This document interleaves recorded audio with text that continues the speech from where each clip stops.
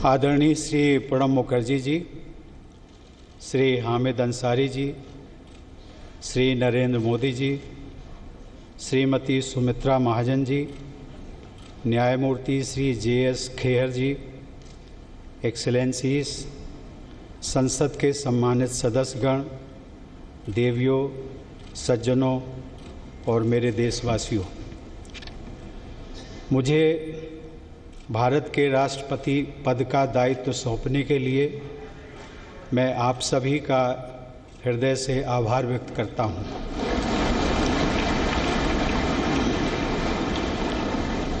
मैं पूरी विनम्रता के साथ इस पद को ग्रहण कर रहा हूं। यहाँ सेंट्रल हॉल में आकर मेरी कई पुरानी स्मृतियां ताज़ा हो गई हैं। मैं संसद का सदस्य रहा हूं और इसी सेंट्रल हॉल में मैंने आप में से कई लोगों के साथ विचार विनिमय किया है। कई बार हम सहमत होते थे, कई बार असहमत, लेकिन इसके बावजूद हम सभी ने एक दूसरे के विचारों का सम्मान करना सीखा। यही लोकतंत्र की खूबसूरती है। मैं एक छोटे से गांव में मिट्टी के घर में पला बढ़ा हूं।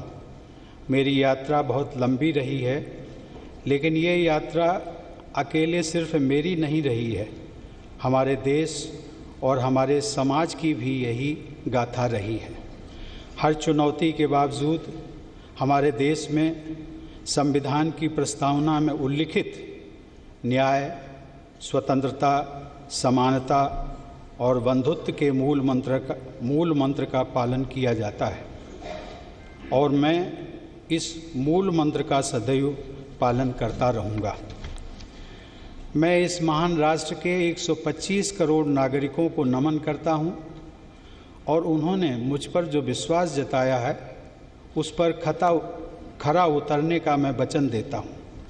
मुझे इस बात का पूरा एहसास है कि मैं doctor Rajendra Prasad, doctor Sarvepalli Radhakrishnan, doctor APJ Abdul Kalam और मेरे पूर्ववर्ती श्री प्रणब मुखर्जी, जिन्हें हम स्नेह से प्रणब दा कहते हैं, जैसी विभूतियों के पद चिन्हों पर चलने जा रहा हूँ। साथियों, हमारी स्वतंत्रता महात्मा गांधी के नेतृत्व में हजारों स्वतंत्रता सेनानियों के प्रयासों का परिणाम थी। बाद में सरदार पटेल ने हमारे देश का एकीकरण किया। हमारे संविधान के प्रमुख शिल्पी बाबा साहब भीमराव अंबेडकर ने हम सभी में मानवीय गरिमा और गणतांत्रिक मूल्यों का संचार किया। वे इस बात से संतुष्ट नहीं थे कि केवल राजनीतिक स्वतंत्रता ही काफ़ी है। उनके लिए हमारे करोड़ों लोगों की आर्थिक और सामाजिक स्वतंत्रता के लक्ष्य को पाना भी बहुत महत्वपूर्ण था। अब स्वतंत्रता मिले 70 वर्ष पूरे होने जा रहे हैं। हम 21वीं सदी के दूसरे दशक में हैं, वो सदी जिसके बारे में हम सभी को भरोसा है कि ये भारत की सदी होगी। भारत की उपलब्धियां ही इस सदी की दिशा और स्वरूप तय करेंगी। हमें एक ऐसे भारत का निर्माण करना है जो आर्थिक नेतृत्व देने के साथ ही नैतिक आदर्श भी प्रस्तुत करे। हमारे लिए ये दोनों मापदंड कभी अलग नहीं हो सकते। ये दोनों जुड़े हुए हैं और इन्हें हमेशा जुड़े ही रहना होगा। साथियों, देश की सफलता का मंत्र उसकी विविधता है। विविधता ही हमारा वो आधार है जो हमें अद्वितीय बनाता है। इस देश में हमें राज्यों और क्षेत्रों, पंथों, भाषाओं, संस्कृतियों, जीवन शैलियों जैसी कई बातों का सम्मिश्रण देखने को मिलता है। हम बहुत अलग हैं, लेकिन फिर भी एक हैं और एकजुट हैं। 21वीं सदी का भारत ऐसा भारत होगा जो हमारे पुरातन मूल्यों के अनुरूप होने के साथ चौथी औद्योगिक क्रांति को भी विस्तार देगा। इसमें न कोई विरोधाभास है और न ही किसी तरह के विकल्प का प्रश्न उठता है। हमें अपनी परंपरा और प्रौद्योगिकी, प्राचीन भारत के ज्ञान और समकालीन भारत के विज्ञान को साथ लेकर चलना है। एक तरफ जहां ग्राम पंचायत स्तर पर सामुदायिक भावना से विचार विमर्श करके समस्याओं का निस्तारण होगा, वहीं दूसरी तरफ डिजिटल राष्ट्र हमें विकास की नई ऊंचाइयों पर पहुंचने में सहायता करेगा। ये हमारे राष्ट्रीय प्रयासों के दो महत्वपूर्ण स्तंभ हैं। राष्ट्र निर्माण अकेले सरकारों द्वारा नहीं किया जाता। सरकार सहायक हो सकती है, वो समाज की उद्यमी और रचनात्मक प्रवृत्तियों को दिशा दिखा सकती है, प्रेरक बन सकती है। राष्ट्र निर्माण का आधार है राष्ट्रीय गौरव। हमें गर्व है भारत की मिट्टी और पानी पर। हमें गर्व है भारत की विविधता, सर्वधर्म समभाव और समावेशी विचारधारा पर। हमें गर्व है भारत की संस्कृति, परंपरा एवं अध्यात्म पर। हमें गर्व है देश के प्रत्येक नागरिक पर। हमें गर्व है अपने कर्तव्यों के निर्वहन पर, और हमें गर्व है हर छोटे से छोटे काम पर जो हम प्रतिदिन करते हैं। साथियों, देश का हर नागरिक राष्ट्र निर्माता है। हम में से प्रत्येक व्यक्ति भारतीय परंपराओं और मूल्यों का संरक्षक है, और यही विरासत हम आने वाली पीढ़ियों को देकर जाएंगे। देश की सीमाओं की रक्षा करने वाले और हमें सुरक्षित रखने वाले सशस्त्र बल राष्ट्र निर्माता हैं। जो पुलिस और अर्धसैनिक बल आतंकवाद और अपराधों से लड़ रहे हैं, वो राष्ट्र निर्माता है। जो किसान तपती धूप में देश के लोगों के लिए अन्न उपजा रहा है, वो राष्ट्र निर्माता है। और हमें ये भी नहीं भूलना चाहिए कि खेत में कितनी बड़ी संख्या में महिलाएं भी काम करती हैं। जो वैज्ञानिक 24 घंटे अथक परिश्रम कर रहा है, भारतीय अंतरिक्ष मिशन को मंगल तक ले जा रहा है, या किसी वैक्सीन का आविष्कार कर रहा है, वो राष्ट्र निर्माता है। जो नर्स या डॉक्टर सुदूर किसी गांव में किसी मरीज की गंभीर बीमारी से लड़ने में उसकी मदद कर रहे हैं, वो राष्ट्र निर्माता है। जिस नौजवान ने अपना स्टार्टअप शुरू किया है और अब स्वयं रोजगार दाता बन गया है, वो राष्ट्र निर्माता है। ये स्टार्टअप कुछ भी हो सकता है। किसी छोटे से खेत में आम से अचार बनाने का काम हो, कारीगरों के किसी गांव में कारपेट बुनने का काम हो, या फिर कोई लेबोरेटरी जिसे बड़ी स्क्रीनों से रोशन किया गया हो।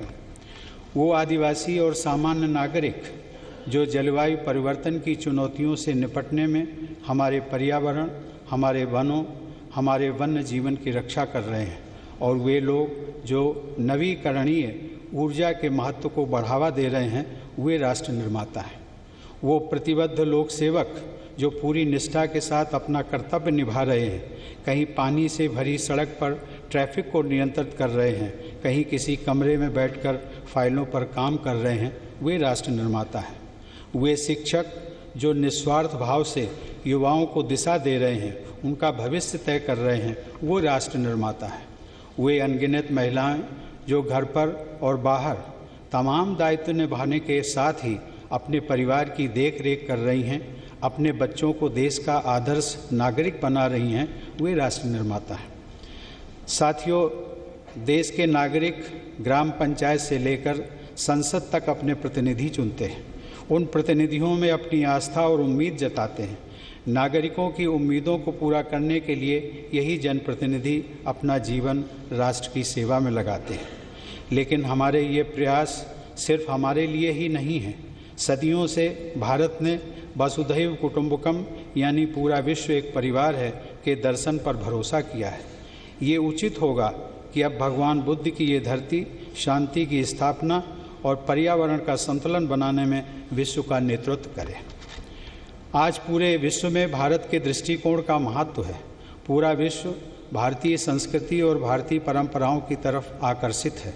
विश्व समुदाय अंतर्राष्ट्रीय समस्याओं के समाधान के लिए हमारी तरफ देख रहा है, चाहे आतंकवाद हो, काले धन का लेन देन हो, या फिर जलवायु परिवर्तन। वैश्विक परिदृश्य में हमारी जिम्मेदारियां भी वैश्विक हो गई हैं। यही भाव हमें हमारे वैश्विक परिवार से, विदेश में रहने वाले मित्रों और सहयोगियों से, दुनिया के अलग अलग क्षेत्रों में रहकर अपना योगदान दे रहे प्रवासी भारतीयों से जोड़ता है। यही भाव हमें दूसरे देशों की सहायता के लिए तत्पर करता है, चाहे वे अंतर्राष्ट्रीय सोलर अलायंस का विस्तार करना हो या फिर प्राकृतिक आपदाओं के समय सबसे पहले सहयोग के लिए आगे आना हो। एक राष्ट्र के तौर पर हमने बहुत कुछ हासिल किया है, लेकिन इससे भी और अधिक ज़्यादा करने का प्रयास और बेहतर करने का प्रयास और तेज़ी से करने का प्रयास निरंतर होते रहना चाहिए। ये इसलिए भी महत्वपूर्ण है क्योंकि वर्ष 2022 में देश अपनी स्वतंत्रता के 75वें साल का पर्व मना रहा होगा।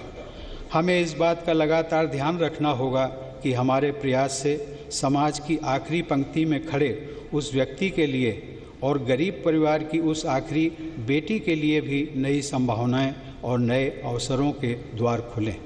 हमारे प्रयत्न आखिरी गांव के आखिरी घर तक पहुंचने चाहिए। इसमें न्याय प्रणाली के हर स्तर पर तेज़ी के साथ कम खर्च पर न्याय दिलाने वाली व्यवस्था को भी शामिल किया जाना चाहिए। साथियों, इस देश के नागरिक ही हमारी ऊर्जा का मूल स्रोत हैं। मैं पूरी तरह आश्वस्त हूँ कि राष्ट्र की सेवा के लिए मुझे इन लोगों से इसी प्रकार निरंतर शक्ति मिलती रहेगी। हमें तेज़ी से विकसित होने वाली एक मजबूत अर्थव्यवस्था, एक शिक्षित, नैतिक और साझा समुदाय, समान मूल्यों वाले और समान अवसर देने वाले समाज का निर्माण करना होगा। एक ऐसा समाज जिसकी कल्पना महात्मा गांधी और दीनदयाल उपाध्याय जी ने की थी। ये हमारे मानवीय मूल्यों के लिए भी महत्वपूर्ण है। ये हमारे सपनों का भारत होगा, एक ऐसा भारत जो सभी को समान अवसर सुनिश्चित करेगा। ऐसा ही भारत 21वीं सदी का भारत होगा।